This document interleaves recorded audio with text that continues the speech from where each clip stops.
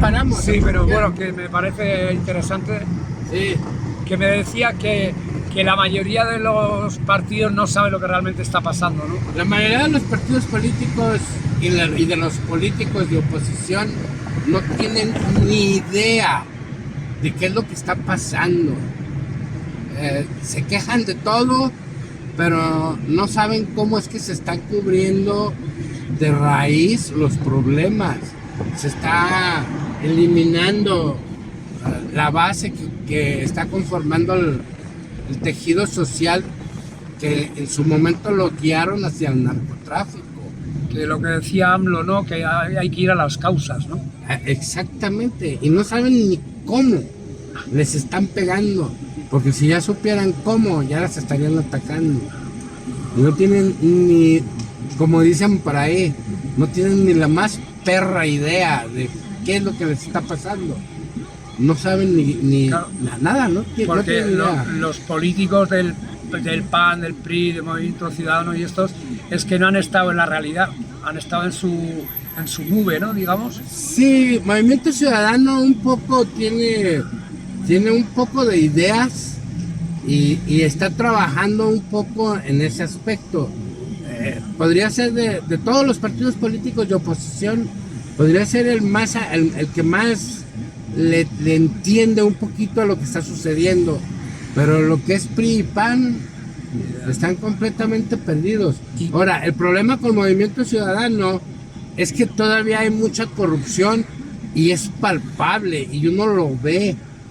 Ya no es de chisme ni es de guerra sucia, sino que uno lo ve, uno se da cuenta de cómo todavía se sigue moviendo y lo esconden de la vista del público o lo intentan esconder. Ya no cuela, ¿no? Ya no lo quieren publicar, no quieren aceptar los errores y eso les cuesta. ¿Y qué es lo que está sucediendo según usted? Que Morena está haciendo y no se enteran esta gente. El ataque a las causas, el ataque directo a las causas que ellos mismos generaron. Le voy a poner un ejemplo bien sencillo, súper sencillísimo. Para eso tengo que poner un poquito de tarimado, se le puede llamar, ¿no? México somos un país petrolero, no de los primeros del mundo ni nada de eso, pero somos un país petrolero. Siendo un país petrolero solamente teníamos 6 refinerías, pero desde hace 40 años para acá, que llegó el neoliberalismo, empezaron a cerrar todo tipo de empresas mexicanas para que todo dependiera de las empresas extranjeras. Pero también se dieron cuenta de que el narcotráfico dejaba mucho dinero, había mucha derrama económica y que no era taxeable o que no era, estaba libre de impuestos porque todo es en el mundo oscuro, Mercado negro. en el mercado negro. Entonces, lo que ellos hicieron fue empezar a vender todas las empresas que había al poder del Estado, de la nación, y algunas otras que no las podían vender porque no les servía de mucho, porque de todos modos se tenía que declarar lo que se estaba haciendo. Lo que hicieron fue cerrarlas. ¿Y cómo las cerraron? Matando 2 pájaros de un tiro. Primero fueron deshaciéndose de los sindicatos que les estorbaban. Y el primero con el que empezaron fue con Luz y Fuerza del Centro, que eran los que controlaban la Comisión Federal de Electricidad. Había 2 sindicatos, uno directo de la Comisión Federal de Electricidad y el otro Luz y Fuerza del Centro. En un solo día, en unas poquitas horas, y sin hablarlo mucho a la luz pública, en los noticieros ni en nada, en unas poquitas horas dejaron sin empleo a más de 40,000 personas. ¿Eso qué fue, Cedillo? Ese fue Felipe Calderón. Calderón. De un plumazo en un partido de fútbol, pum, pum, 44,000 personas se quedaron sin empleo, a los cuales no se les entregó su finiquito inmediatamente. Se tuvieron que ir a huelga y hicieron muchísimas manifestaciones. Tiempo en el cual obviamente se les acabó el poco de recurso económico que ellos tenían. Y aquí es donde viene la segunda bala. Al empezar a quedarse sin dinero y sin trabajo, empiezan a crecer los grupos delictivos. Felipe Calderón, de igual manera, fue con él con los que crecieron ¿cómo se llama? Una camada de jóvenes. Se me fue la palabra ahorita. Una etapa de jóvenes a los que les empezaron a llamar los ninis. Y les llamaban así porque ni trabajaban ni tampoco estudiaban. Pero estamos hablando de jóvenes que por alguna razón, y todos sabemos, no salían en las listas de las escuelas públicas porque no había lugares. Más del 60% de los jóvenes en edad de preparatoria se quedaban sin un lugar en una escuela pública porque no había suficientes preparatorias. Y los que tenían la suerte de que sus padres tuvieran algo de dinero, pues bueno, ya ellos los contrataban y los metían en una escuela pública, sí, en una escuela de paga, perdón, no de gobierno. La Ibero y estas, ¿no? La Ibero, no sé, el TEC de Monterrey, tantas escuelas que hay, ¿no? Sí, sí. El ITESO, todas tienen preparatorias. Entonces, pero el 60% se quedaba sin un lugar en la prepa. Y a la hora de que se metían a estudiar, a trabajar, con un salario de 50 pesos, 45 pesos, 60 pesos, no, es que yo cómo voy a trabajar por esa cantidad de dinero, ¿no? O sea, no se me hace justo. Y más, los chavos empezaron a no querer ni trabajar ni estudiar. Por eso no había aumentos al salario.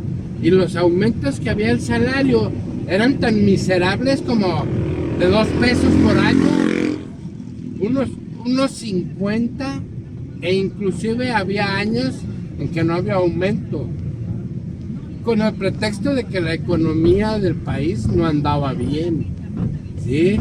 Y nos fregaban a todos porque pues, mientras de que no haya aumento a los salarios, la gente, la sociedad se tiene que apretar un poco más, sobre todo los pobres, se tenían que apretar un poco más, y el resto de la gente también sufría, el que tenía la tienda de abarrotes, el que tenía la carnicería, el de la frutería, el de la verdulería, o sea, todos sufren porque al no haber aumento al salario, No hay consumo.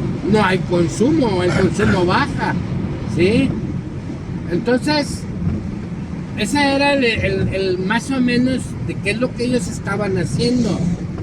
Pero el acabose fue que nosotros nada más teníamos 6 refinerías y cerraron las 6 refinerías. Dejaron abierta una al 25-30% de su capacidad y otra que estaba trabajando como al 15 o al 18% de su capacidad. Pero en cada refinería estamos hablando que había alrededor de 25,000 a 40,000 trabajadores. Entonces, a la hora de cerrarlos, ¿qué fue lo que sucedió? Que toda esa gente se quedó sin empleo. Y al dejar a toda esa gente sin empleo, toda la gente de la comunidad donde estaba esa refinería se vienen para abajo. Ya se corta el consumo, se corta la distracción, el salir a pasear. Y al faltar la comida en la casa, empiezan a crecer los grupos delictivos. Ahora, ¿qué es lo que está haciendo López Obrador? Lo que hizo López Obrador. López Obrador vino y sentó las bases de todo lo que iba a cambiar. Cambió toda la estructura educativa, de ser un sistema educativo de que todo te lo tienes que aprender de memoria.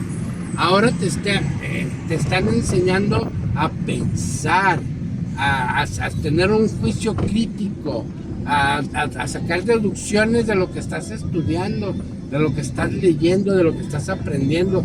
Están enseñándote historia nueva, o no nueva, pero para nosotros los mexicanos es nueva, porque antes jamás nos la habían contado, nunca nos habían dicho de muchas cosas que sucedían en el país o que sucedieron en el país y que ahora están saliendo ya a la luz. Se está hablando ya de muchísimos temas muy importantes. Se están construyendo escuelas, tanto primarias como secundarias. Y en este año, ahora en el sexenio de Claudia, se van a construir tantas preparatorias como mexicanos tenemos aquí en México, para que los chavos saliendo de la preparatoria, de la secundaria, perdón, vayan directo a la secundaria, a la preparatoria. Salen de secundaria y van directo a preparatoria. No es a ver si, sino que se está buscando construir todas las escuelas preparatorias que se necesiten para que los chavos no se queden sin esa educación. Ahora, es totalmente gratuita, y no nada más los útiles, los zapatos, que Movimiento Ciudadano empezó también por ahí, ¿sí? Pero ahora, aparte de que ya se te dan todos los útiles, se te da todo lo necesario para que puedas ir a la escuela, aparte hay becas para todos. Todo aquel que sienta que no tiene capacidad económica para que su hijo vaya a la escuela, puede solicitar una beca, y la beca se le entrega directamente. O sea, que es educación gratuita de verdad. Educación gratuita de verdad, exactamente. Ahora, aquí puede ser un arma de dos filos, dicen algunos. Los que no tengan necesidad pueden ir a pedir el dinero. Es su problema de su mente y de la educación que le están dando a su hijo. No hay más, ese ya es problema de ellos, ¿no? Pero si en México sabemos que la mayoría ocupan ese dinero para poder mandar a sus hijos a la escuela, ¿sí? Entonces, por ese lado se está atacando el problema de la educación. Por el lado del empleo, los aumentos al salario, que por muchos años se nos decía que no se podía, que si se daban aumentos al salario mínimo muy fuertes, que se hundía la economía, que bueno, sus cuentos de nunca acabar, ¿no? Pues llegó y dijo, no, así se puede, vámonos, hay que hacerlo. Y de hecho, ahorita ya queda estipulado en la Constitución que el aumento al salario tiene que ser por encima de la inflación, ¿sí? De hecho, este año fue el aumento al salario para el año que viene va a ser del 12%, del 13%. En España del 2%. Es a lo que me refiero, ¿sí? Y han subido los huevos el 60%. Exactamente, aquí es lo que nos pasaba antes. Nos daban el aumento de 2 pesos por día, pero la guagua subía $1, el camión subía $1 por ruta, por línea, por vuelta. Y si ocupabas 4 vueltas en el día, si ocupabas 4 camiones en el día, ya te habías gastado el aumento del salario en 2 camiones. Y otra cosita que es a nivel internacional, el tema de la seguridad, de los desaparecidos, el narcotráfico, ¿eso cómo lo ves? ¿Qué poder tienen los narcos en México realmente? Muy bien, para eso hay que entender muy bien exactamente eso, qué poder tienen. Me voy a parar aquí poquito. Sí. Para eso hay que entender qué poder tienen. Los narcos siempre han tenido poder, pero desde igualmente con Felipe Calderón, que es el causante o al menos es de donde se ve que parte todo a la luz pública, sobre todo la venta de muchas empresas, o casi de las últimas que quedaban vivas, poderosas. Igual también el narcotráfico, la inseguridad, con esa famosa guerra al narco que pasaron los años y nos dimos cuenta de que era una mentira, de que era una farsa o una estrategia fallida, porque ellos quisieron aliarse con el grupo delictivo más poderoso que estaba en el momento y les trajeron armas muy poderosas. Ahora, el poderío del narcotráfico no nada más son las armas, sino que a partir de Felipe Calderón, el poderío del narcotráfico llegó a las más altas esferas de los gobiernos. La justicia. Todas, la justicia se compraba vendió, todo, ¿no? Compraron jueces, los jueces hicieron lo que quisieron, se la perdonaban a quien fuera, pero a la vez el pueblo veía como una persona, un ratero que se robara una camisa, un pantalón de un súper. Iba a la cárcel. Terminaba en la cárcel por 5 o 7 años. Y a la vez uno veía cómo agarraban a 5 narcotraficantes con 10 kilos, armas y todo, y a los 2 meses ya no había más que uno solo en la cárcel, ¿sí? Y todos sabíamos el chivo expiatorio. Entonces, de que tiene mucho poder el narcotráfico, está súper poderosísimo. Y más que nada porque como con Felipe Calderón empezaron a querer acabar a todos los grupos, aparte del que ellos estaban apoyando, o aparte de con el que ellos se estaban apoyando, según eso, para controlar todo el país del narcotráfico, los demás grupos no se dejaron. Y es obvio, o sea, estamos hablando de delincuentes, no es una mente normal. Y muy sangrientos. Y son sangrientos, sí. Entonces, obviamente, ellos empezaron a buscar la forma de traer armas, de traer gente capacitada de otros países, porque el flujo económico lo tienen, ¿sí? Entonces, ¿qué fue lo que pasó? Que hubo grupos que eran medianos y con esa guerra, al verse en peligro de extinción, ellos empezaron a crecer y empezaron a buscar formas de desarrollarse, ¿sí? De ampliarse y de armarse de todo tipo de artimañas, ¿no? Y una preguntita, ahora que estamos en Jalisco, he oído hablar de Jalisco las nuevas generaciones, que esos también deben ser bastante brutales, ¿no? El cártel Jalisco Nueva Generación, ese es el cártel, pues así se llama, y se dice que es muy probable que haya nacido aquí en Jalisco, pero volvemos a lo mismo, son grupos que en ese momento eran pequeños, pero como se vieron amenazados, así de, no, a mí no me van a fregar, o sea, es una guerra entre el narco, entre ellos mismos, ¿no?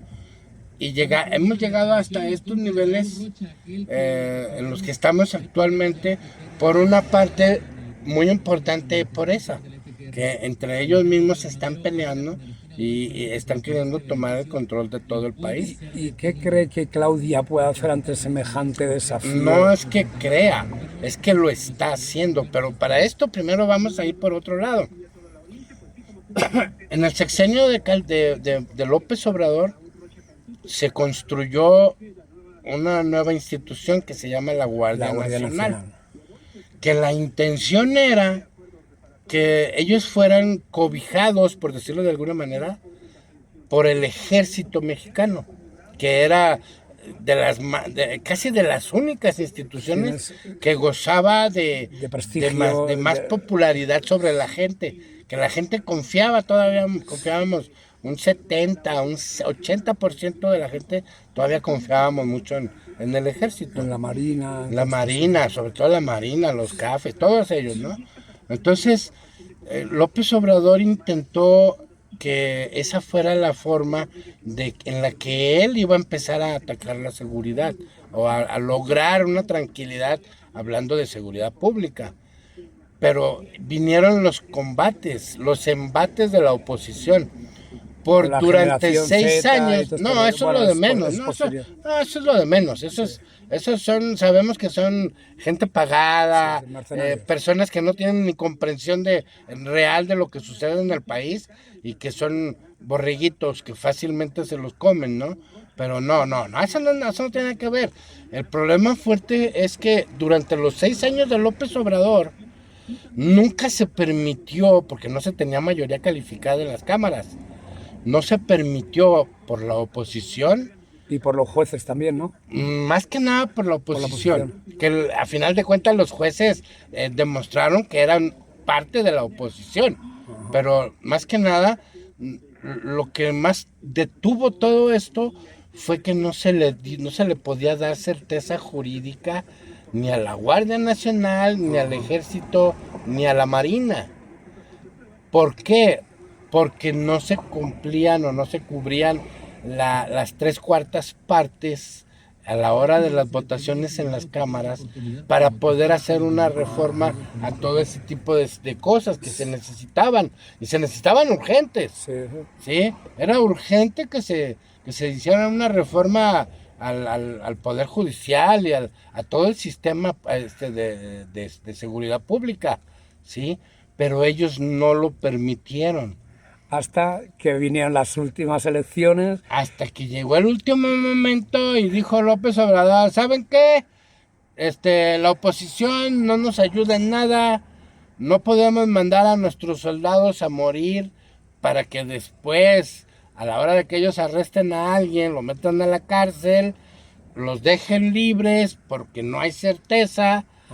O terminan presos los militares o la Guardia Nacional, o terminan muertos por los que dejan libres. Entonces necesitamos el apoyo de todos los ciudadanos. Una seguridad jurídica. Y dijo, necesitamos una reforma al sistema judicial, la Suprema Corte de Justicia de la Nación entre ellos. Dice, necesitamos una reforma al sistema judicial y necesitamos el apoyo de todos los mexicanos. Y fue cuando en el 24 todos los mexicanos, a pesar de que pensaban que ya no iba a haber tanta gente apoyando a la Cuarta Transformación, se dieron cuenta de que estaban muy equivocados. Porque por lo mismo no sabían ni qué estaba pasando, ni qué andaba haciendo López Obrador. Ellos mismos se creyeron sus propias mentiras. ¿Y las mañaneras cómo educó a la gente también? Las mañaneras fueron unos diplomados, marca, dicen por ahí, para la oposición, marca llorarás. Porque al pueblo le enseñaron lo que ya sabíamos, pero que a veces no sabíamos interpretar, o no comprendíamos la magnitud o el tamaño de lo que ellos estaban haciendo y en qué tanto nos afectaba.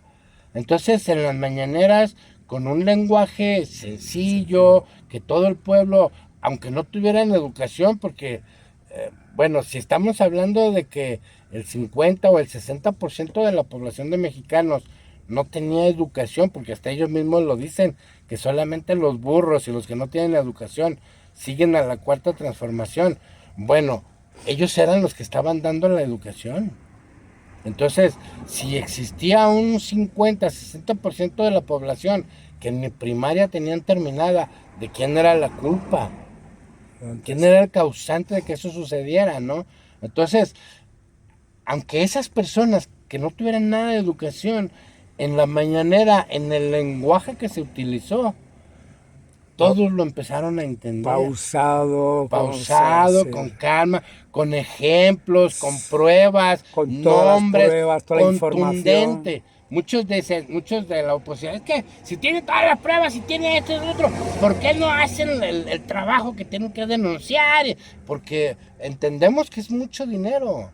De nada nos sirve meter a la cárcel a una persona que se robó, vamos a decir a Salinas de Gortari, por ejemplo, que el pueblo sabemos que se robó miles de millones de pesos, pero que no dejó rastro. A lo mejor hay pruebas de que se perdió ese dinero y él dio la orden, pero ¿dónde está el rastro del dinero? Va a ser tiempo perdido. Ok, ahorita ya se están logrando las cosas diferentes. Ahorita ya están cambiando las cosas. Ahorita ya tenemos a un secretario de Seguridad Pública, Harfuch, que me impresiona cada vez que lo oigo hablar. En este año, que ya se obtuvo la certeza jurídica, tan solo en este año lleva 39,000 delincuentes, entre narcos, guachicoleros, de cuello blanco, defraudadores del fisco. Lleva 39,000 detenidos. ahora la oposición está llorando que pobres detenidos están todos amontonados en las cárceles. O sea, es que ese es el problema de la oposición. Lo único que hacen es llorar, llorar y quejarse y quejarse y quejarse de todo lo que se está haciendo. Entonces, ya esta segunda etapa, el segundo piso de la transformación, es la lucha directa contra las farmacéuticas. Ajá. Para poder obtener ese sistema de salud que se nos prometió. El bienestar, ¿no? El bienestar, pero se nos prometió un sistema de salud, de primer mundo. Y para obtenerlo, pues va a tardar un tiempo, porque igual todo el mundo sabemos. Todos nos hemos peleado con los doctores del IMSS, no se diga con los del ISSSTE. La mayoría de la gente hemos tenido problemas a la hora de recuperar de recoger nuestros medicamentos. Yo no estoy enfermo, pero yo conozco gente a través de mi trabajo, y no es de hoy, es de décadas enteras, de que no podían o no tenían sus medicamentos. O les decían, sí, ya llegó, y llegaban a recogerlo y ya no había. Entonces, no es que haya empezado este problema desde ahora, pero ahora sí es cuando se está buscando la solución. ¿Sí? Y también utilizando terapias de los pueblos originarios, terapias alternativas, la medicina natural. Medicina natural, pero más que nada, hablando ya de medicamentos, ahora se está buscando lo que anteriormente no se buscaba, crear nuestros propios medicamentos en el país, por parte del gobierno o por parte de las instituciones ligadas al gobierno, como el Seguro Social, la UNAM, la UDG, dependiendo ya de cada ciudad, ¿no? Disculpe, pero porque una cosa que a mí me ha sorprendido es la cantidad de farmacias que hay en México. Sí, porque anteriormente existía ese monopolio de solamente unas cuantas farmacias y a precios carísimos, ¿sí?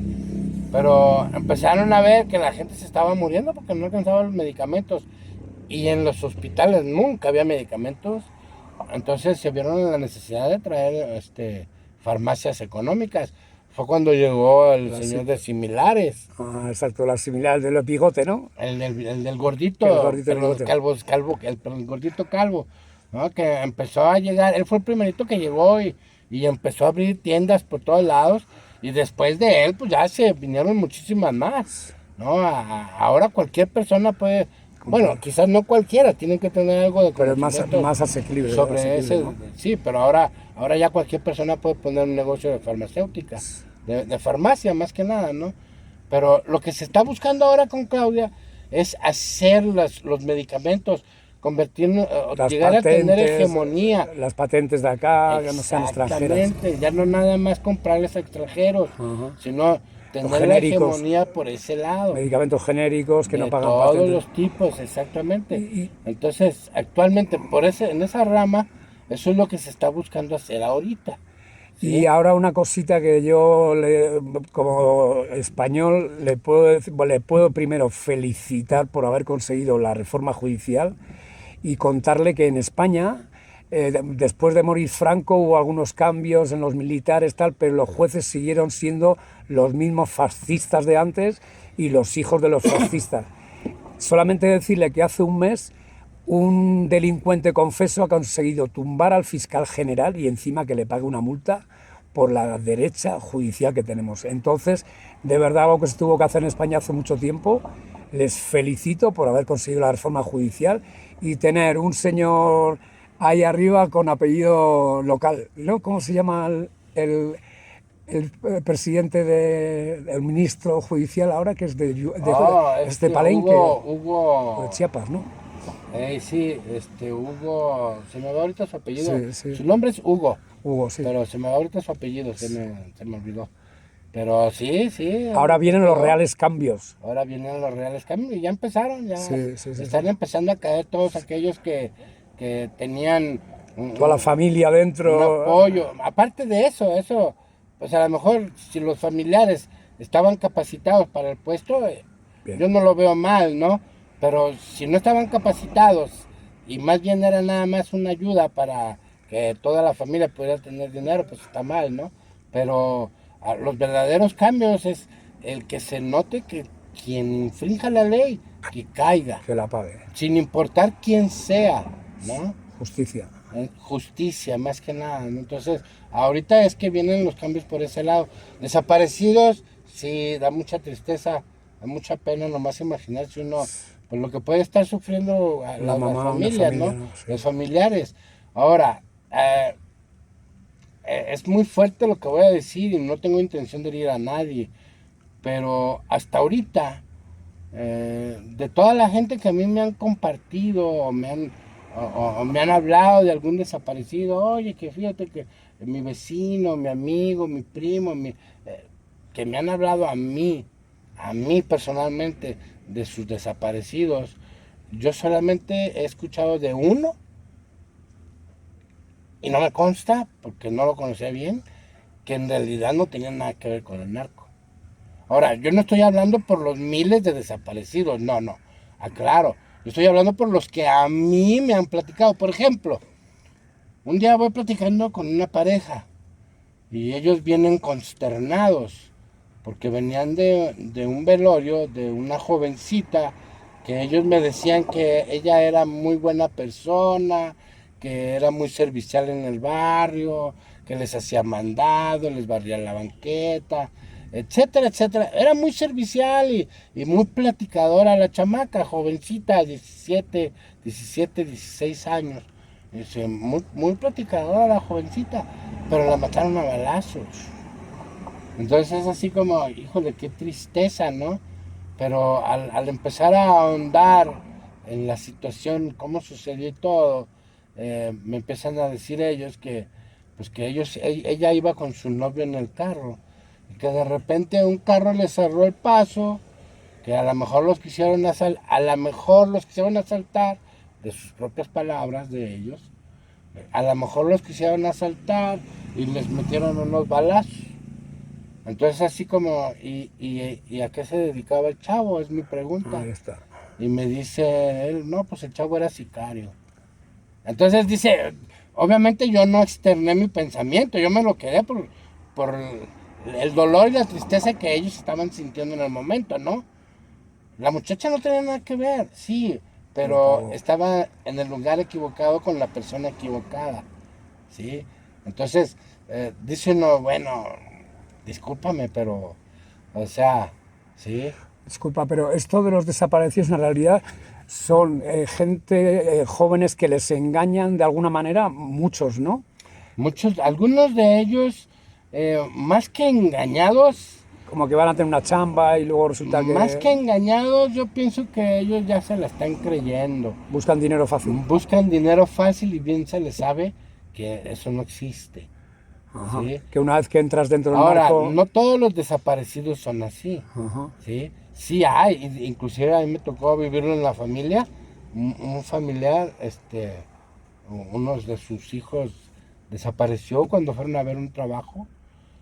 Para suerte el chavo volvió. Hubo un entramado por ahí, pero por suerte volvió el chamaco vivo y todo y contó pues lo que sucede, ¿no? Pero, o sea, la atención es de los padres. Hablando de ese tema de los que les llaman desaparecidos, pero que en realidad se los llevan a trabajar. Ajá. Eh, Y los que no dan el trabajo los cargan, se los matan, ¿no? Algunos los matan, pero normalmente pues se sabe que la mayoría se quedan. Se quedan como sicarios, vendiendo droga. Pero una vez de entrar en ese mundo ya no puedes salir. Se acabó, ¿no? De hecho, se sabe que hay muchísimos que andan buscando la forma de entrar. Inclusive a mí me ha tocado alguna que otra vez en el Facebook ver algún anuncio, algún post de hey, si te gusta la balacera, te gusta enfrentar al gobierno, te gusta el dinero, sí, la aventura, ¿no? La aventura, el cotorreo, el desmadre, únete a nosotros. Y me meto a leer los comentarios y es de, hey, yo quiero pertenecer aquí, ¿con quién hablo? ¿Qué? manda uno al personal y manda mensaje al Messenger o X o únete a este link de qué óvole. O sea, uno se sorprende de ver cuántos están metidos queriendo ser narcos, pertenecer a ese tipo de trabajo, como ellos le llaman, ¿no? Pero bueno, don Alfonso, que yo me voy a pasar la Navidad en Nayarit a la playa de los Cocos y a relajarme un poco de todo esto, pero estoy muy agradecido. Perdón, mira para que estoy muy agradecido de escucharle, la verdad.